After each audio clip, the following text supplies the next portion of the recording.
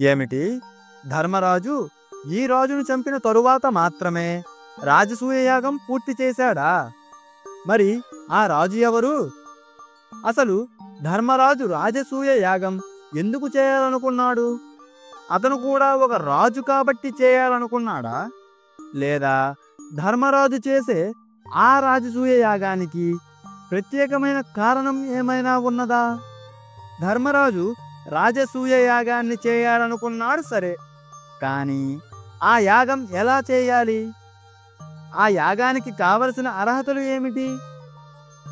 ఈ సందేహాలన్నింటి గురించి రండి తెలుసుకుందాం.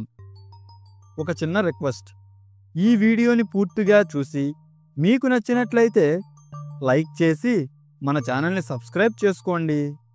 ఒకసారి పాండురాజు పుత్రులైన పంచపాండవులు వారి భార్య ద్రౌపది మరియు తల్లి కుంతీదేవితో సహా మయసభా ప్రవేశ మహోత్సవం జరుపుకుంటున్నారు. అది ప్రస్తుత కాలంలో గృహప్రవేశ మహోత్సవం లాంటిది. కాకపోతే వారు రాజులు కాబట్టి ఆ కాలంలో అంగరంగ వైభవంగా జరుపుకుంటున్నారు. ఈ సందర్భంగా నారద మహర్షి పాండవుల మయసభా ప్రవేశ మహోత్సవానికి వచ్చాడు. ఆ పూజా కార్యక్రమం అంతా పూర్తి చేసుకున్న తరువాత ధర్మరాజు నారదుని ఇలా అడుగుతున్నాడు. మునివరా, మీరు మనోవేగం కలవారు. ఎప్పుడు అనేక లోకాల్లో సంచరిస్తూ ఉంటారు. బ్రహ్మ నిర్మించిన లోకాలు ఎన్నింటినో మీరు చూస్తూనే ఉంటారు. ఎప్పుడైనా ఎక్కడైనా ఈ విధమైన సభను కానీ దీనికన్నా గొప్ప సభను కానీ చూశారా? ఈ విషయాన్ని తెలుసుకోవాలని ఉంది, చెప్పండి అని అడిగాడు. ధర్మరాజు అడిగిన ఈ ప్రశ్నను విని నారద మహర్షి అతనికి ఈ విధంగా సమాధానం చెబుతున్నాడు. మణిమయమైన ఇటువంటి సభను మానవలోకంలో నేనింతవరకు చూడలేదు, వినలేదు కూడా. కానీ ఇతర లోకాలలో ఉన్న తేజోవంతమైన దివ్య సభలను గురించి చెబుతాను విను అని పలికి యమసభ, వరుణ సభ, ఇంద్రసభ, కుబేర సభ మరియు బ్రహ్మసభలను గురించి వివరించాడు. ఈ సభలన్నింటి గురించి తెలుసుకున్న ధర్మరాజు నారదుని మరలా ఈ విధంగా ప్రశ్నించాడు. తాపసోత్తమా, నీవు వర్ణించిన దానిని బట్టి సూర్యసుతుడైన యముని సభలోనే రాజసమూహమంతా ఉన్నది. మా తండ్రి పాండురాజు కూడా యముని సభలోనే ఉన్నాడు. కానీ రాజర్షులలో హరిశ్చంద్రుడు మాత్రమే దేవేంద్రుడి సభలో ఉన్నట్లు చెప్పావు. ఆ హరిశ్చంద్రుడు ఏ తపస్సు చేశాడు? ఎందువలన అతను మాత్రమే ఇంద్రుని సభలో ఉండగలిగాడు అని ప్రశ్నించాడు ధర్మరాజు. అప్పుడు నారద మహర్షి, రాజా, నీకు హరిశ్చంద్రుని గూర్చి మరియు అతని గొప్పతనాన్ని గురించి వివరంగా చెబుతాను విను. ఇక్ష్వాకు వంశంలో త్రిశంకుడు మరియు సత్యవతి దంపతులకు జన్మించిన నిష్కల్మషమైన పుత్ర సంతానమే రాజా హరిశ్చంద్రుడు. ఇతను మిక్కిలి బలవంతుడు, సర్వరాజులకు సామ్రాట్టు కూడా. స్వర్ణమయమై జయశీలుడైన ఆ హరిశ్చంద్రుడు సప్తద్వీపాలను జయించాడు. పర్వతారణ్యాలతో సహా సమస్త భూమండలాన్ని జయించి రాజసూయ యాగాన్ని నిర్వహించాడు.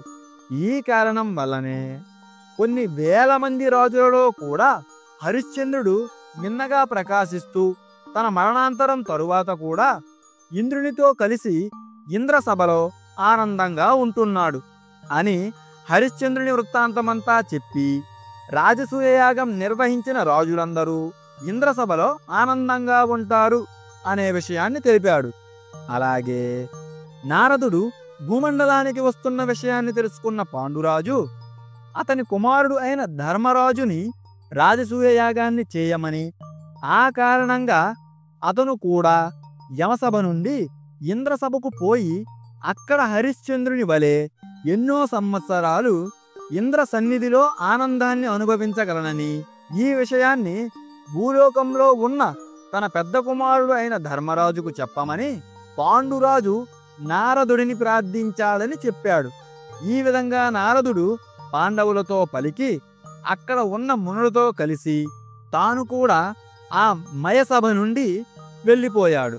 ఈ కారణంగానే ధర్మరాజు రాజసూయ యాగం చేయాలని నిశ్చయించుకున్నాడు. ధర్మరాజు రాజసూయ యాగాన్ని నిర్వహించాలని సంకల్పించుకున్నాడు. సరే, మరి ఆ రాజసూయ యాగాన్ని ఎలా చేయాలి, దీనికి కావలసిన అర్హతలు ఏమిటి అని ఆలోచిస్తూ ధర్మరాజు తన మంత్రులను సోదరులను పిలిచి రాజసూయ యాగ విషయమై అడిగాడు. దానికి సమాధానంగా మంత్రులు ఈ విధంగా పలుకుతున్నారు: ఏ రాజు అయినా రాజసూయ యాగం చేసి సామ్రాట్ గుణాలను పొందాలని కోరుకుంటాడు. కురునందన, నీవు సామ్రాట్ గుణాలను పొందటానికి అన్ని విధాలా యోగ్యుడవు. రాజసూయ యాగం చేయటానికి నీకు ఇదే సమయమని నీ మిత్రులంతా భావిస్తున్నారు. నీవు సమర్థుడవు, మేమంతా నీ ఆధీనంలో ఉన్నాము. త్వరలోనే నీవు రాజసూయ యాగాన్ని పూర్తి చేయగలవు. ఇక సంకోచించకుండా రాజసూయ యాగం మీద మనస్సు పెట్టు. ఈ రీతిగా మంత్రులందరూ కలిసి ధర్మరాజుకు చెప్పారు. తన మంత్రుల మాటలను విని ధర్మరాజు ఆనందపడ్డాడు. కానీ తన మనస్సులో మాత్రం ఈ యాగ విషయమై కొంత కలతగానే ఉంది. తరువాత ధర్మరాజు మహాత్ములైన ఋత్విక్కులతోనూ మరియు వ్యాస మహర్షులతో ఈ రాజసూయ యాగాన్ని గురించి చర్చించాడు. ఈ రాజసూయ యాగము అన్న ఉత్తమ క్రతువు ఏ సామ్రాట్టుకో తగినది. నాకు దీనిపై శ్రద్ధ కలుగుతుంది. కానీ నా ఈ కోరిక నాకు తగినదేనా అని ప్రశ్నించగా, ధర్మరాజా, రాజసూయ యాగానికి నీవు తగిన వాడవే అని దౌమ్య మహర్షి వ్యాస మహర్షులు పలుకగా, ఆ మాటలను ధర్మరాజు యొక్క మంత్రులు మరియు సోదరులు అభినందించారు. వీరి మాటలు విన్న తరువాత కూడా ధర్మరాజుకు ధైర్యం సరిపోవటం లేదు. మనస్సులో ఎక్కడో ఒక సందేహం ఉంటూనే ఉంది. తన మంత్రులు, తన సోదరులు, తన పురోహితుడు దౌమ్యుడు మరియు వ్యాస మహర్షి చెప్పిన మాటలను అన్నింటినీ విని వీరంతా తమ రాజ్యం మరియు తమ కుటుంబానికి చెందిన వారని, వీరు ఎప్పుడూ అతనికి ప్రియం కలిగించే విధంగానే మాట్లాడుతారు అని భావించి, ఇక చివరిగా ధర్మరాజు తానొక్కడే నిశ్చయించుకొని యజ్ఞకర్మను ఆరంభించరాదు అని భావించి సర్వయత్నాలతో కార్యాన్ని పూర్తి చేయాలని సంకల్పించి ఈ రాజసూయ కార్య నిర్ణయంలో కృష్ణుడిని అందరికన్నా మిన్నగా తలచి శ్రీకృష్ణుడిని శరణు వేడుకున్నాడు.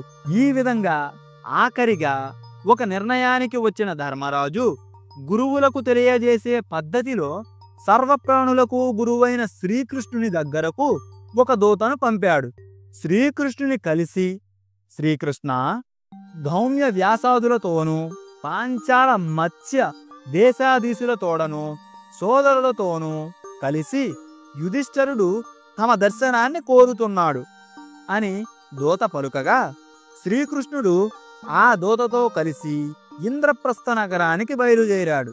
అలా ఇంద్రప్రస్థ నగరానికి చేరుకున్న శ్రీకృష్ణుడు మేనత్త కొడుకులు అయిన భీమార్జునులచే పూజింపబడి నకుల సహదేవులను ఆశీర్వదించి తరువాత మేనత్త కుంతీదేవి వద్ద ఆశీర్వచనాలను పొంది ధర్మరాజును కలిశాడు. అప్పుడు ధర్మరాజు, శ్రీకృష్ణ, నేను రాజసూయ యాగాన్ని చేయ సంకల్పించాను. కానీ అది సంకల్పమాత్రంతో సాధ్యమయ్యేది కాదు. దానిని నిర్వహించగల మార్గాలన్నీ నీకే తెలుసు. కాబట్టి నీ మాటలను బట్టి మాత్రమే నా యొక్క అంతిమ నిర్ణయం ఉంటుంది. ఈ రాజసూయ యాగ విషయమై ఈ లోకంలో నాకు సరిగ్గా సరిపోయే దానిని చెప్పు అని అన్నాడు ధర్మరాజు. అప్పుడు శ్రీకృష్ణుడు ఈ విధంగా చెబుతున్నాడు: నీవు సర్వగుణవంతుడవు, రాజసూయ యాగం చేయదగిన వాడవు. నీకు అంతా తెలుసు. అయినా అడిగావు కాబట్టి నాకు తోచింది చెబుతాను విను. క్షత్రియులంతా కలిసి క్షత్రియులందరినీ జయించిన వాడే సామ్రాట్ కాగలడు అని ఒక నియమాన్ని ఏర్పాటు చేసుకున్నారు. ఆ విషయం నీకు కూడా తెలుసు. ప్రస్తుతం జరాసంధ భూపాలుడు క్షత్రియులందరి సంపదను కొల్లగొట్టి సామ్రాట్టుగా అభిషిక్తుడయ్యాడు. తన బల పరాక్రమంతో అందరినీ ఆక్రమించి జరాసంధుడు రాజులపై ఆధిపత్యం వహించాడు. ఇప్పుడు అందరినీ మించిన రాజు అతడే. ఆ జరాసంధుడు తన యుక్తితో అలాగే కపటపు రాజనీతితో మహాసామ్రాజ్యాన్ని సాధించుకున్నాడు. మహారాజా, నీవు ఈ రాజసూయ యాగాన్ని పూర్తి చేయాలి అంటే జరాసంధుని వధించి ఈ భూమండలాన్నంతటికీ సామ్రాట్ అయిన తరువాత మాత్రమే నీ ఈ రాజసూయ యాగ ప్రయత్నం పూర్తిగా సఫలం అవుతుంది అని శ్రీకృష్ణుడు ధర్మరాజుతో చెప్పాడు. ఇంతటితో ఈ కథ ప్రారంభంలో మనం వేసుకున్న అన్ని ప్రశ్నలకు సమాధానం దొరికింది. అది అందరిలాగానే ధర్మరాజు కూడా ఒక రాజు కాబట్టి రాజసూయ యాగాన్ని చేయాలని అనుకోలేదు. ఈయన రాజసూయ యాగం చేయటానికి ఒక ప్రత్యేకమైన కారణం ఉన్నది. అది పాండురాజు యొక్క కోరిక. అతని కుమారుడు ధర్మరాజు రాజసూయ యాగాన్ని చేయటం, ఈ కోరికను తీర్చడం కోసం మరియు పాండురాజుతో పాటు ధర్మరాజు యొక్క పితృదేవతలను కూడా యమసభ నుండి స్వర్గలోకంలో ఉన్న ఇంద్రసభకు పంపించడం కోసం ధర్మరాజు రాజసూయ యాగాన్ని చేయాలనే నిర్ణయం తీసుకున్నాడు. అలాగే ధర్మరాజు జరాసంధుడు అనే రాజును చంపిన తరువాత మాత్రమే తన యొక్క రాజసూయ యాగకాంక్ష సఫలం అవుతుందని ఒక అంతిమ నిర్ణయానికి వచ్చాడు. సరే, ఇక్కడ తన తండ్రి కోరికను తీర్చడం కోసం రాజసూయ యాగం చేయాలి అని నిర్ణయించుకున్నాడు అంటే అప్పటి వరకు సామ్రాట్టుగా ఉన్న జరాసంధుని ఓడించి ధర్మరాజు సామ్రాట్టుగా కావాలని కూడా నిర్ణయం తీసుకున్నాడు అనే విషయం అర్థమవుతుంది. అయితే ధర్మరాజు జరాసంధుడిని ఓడించాడా? ఓడిస్తే అది ఎలా? తానే స్వయంగా యుద్ధం చేశాడా, లేక వేరే వారి ద్వారా జరాసంధుని ఓడించాడా? అసలు ధర్మరాజు యుద్ధం చేశాడా, లేక జరాసంధుడితో సంధి ఏర్పాటు చేసుకొని జరాసంధునిపై తన ఆధిపత్యాన్ని చేజిక్కించుకున్నాడా? ఈ విషయాలన్నింటినీ తరువాత రాబోయే వీడియోలో తెలుసుకుందాం. వీడియోని పూర్తిగా చూశారు కదా? మీకు నచ్చిందా? నచ్చితే ఒక లైక్ చేసి మన ఛానల్ని సబ్స్క్రైబ్ చేసుకోండి.